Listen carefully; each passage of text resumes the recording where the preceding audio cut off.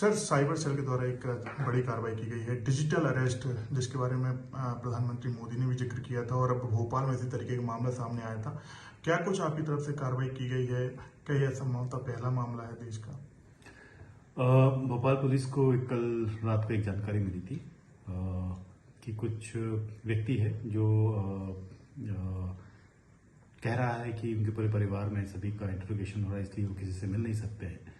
तो ऐसे में हमारे पास जानकारी आई तो हमारे यहाँ से टीम गई है और उन्होंने उस वक्त काफ़ी देर तक काफ़ी जोर शोर के बाद अंदर जा पाए और दरवाज़ों को काफ़ी खटखटाना पड़ा। अंदर गए और वहाँ पे हमने पाया कि एक व्यक्ति है, उसका पूरा परिवार है और उस व्यक्ति को डिजिटली अरेस्ट साइबर क्राइम करने वाले जो बदमाश होते हैं उन्होंने नॉर्मल जो तरीका होता है उसके तहत उनको डिजिटली अरेस्ट कर लिया और जैसे उनको बहकावे में लाकर उनको कब्जे में ले लेते हैं, तरह तरह के उनको डर दिखाते हैं। इस केस में भी वैसा ही हुआ।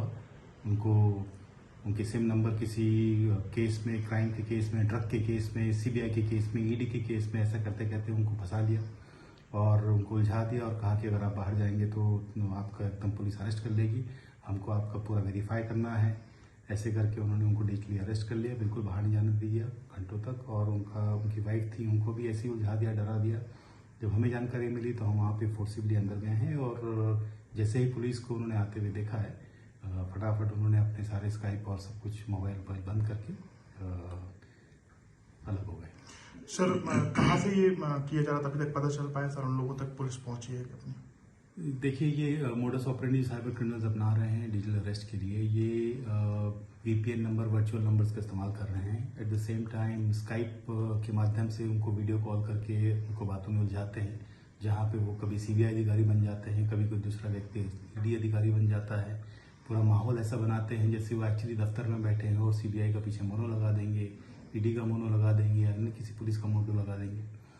तो इस केस में भी उन्होंने वैसे ही किया है। अभी इसकी इन्वेस्टिगेशन जारी है और हम रेलेवेंट एजेंसी से हम पत्राचार कर रहे हैं और हमें जानकारी मिलेगी तो हम इसी गंतव्य स्थान पर पहुंच पाएंगे। क्या कुछ मांग भी की गई थी सर इस पूरे मामले में?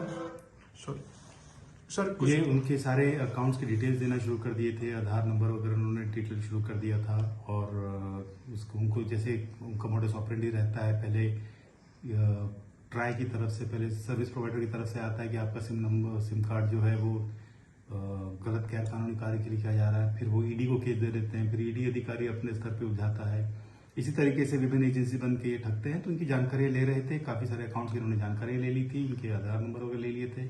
इससे पहले कि वो पैसा ट्रांसफर कर पाते पुलिस ने इंटरवीन कर दिया और जैसा होता है हमेशा बुरी तरह उनको डरा दिया और ये डर गए।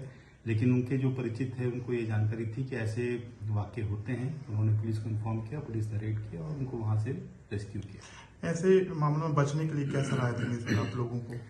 जैसे हर बार एडवाइजरी जारी की जाती है, इनफैक्ट प्रधानमंत्री भारत के उन्होंने भी एक सभी को सुझाव दिया है और गाइड दी है कि डिजिटल अरेस्ट नाम की कोई चीज़ होती नहीं है। किसी से कोई घबराने की जरूरत नहीं है। कोई आपको फोन करता है, बताता है कि आपका नाम ऐसे ऐसे अमुक अपराध में आ गया है, आप सीधे जाइए संबंधित एजेंसी में जाइए, वेरीफाई करवा लीजिए। बिल्कुल घबराने की जरूरत नहीं है। कोई भी अकाउंट नंबर किसी को देने की जरूरत नहीं है। किसी भी स्तर पे घबराने की भी जरूरत नहीं है। आप पुलिस से या संबंधित एजेंसी से आप संपर्क में आइए। आपके अगर आपने कोई गलती नहीं की है तो आपके साथ कोई कार्रवाई नहीं होगी। फिर पुनः यही कहा जाता है, बार बार कहा जा रहा है, प्रधानमंत्री के द्वारा कहा जा रहा है, डिजिटल अरेस्ट नाम की कोई चीज नहीं होती है। तो इसके बहकावे में ना आए, किसी भय में ना आए। क्या सर ये पहला मामला है देश का, और देश का हम कह सकते हैं? संभवतः ये ऐसा पहला मामला होगा जब लाइव डिजिटल अरेस्ट कोई व्यक्ति हुआ हो, उसमें पुलिस ने रेड करके उसको विक्टिम को रेस्क्यू किया हो। मेरे ख्याल से ये संभवतः पहला मामला होना चाहिए। ठीक है, थैंक यू।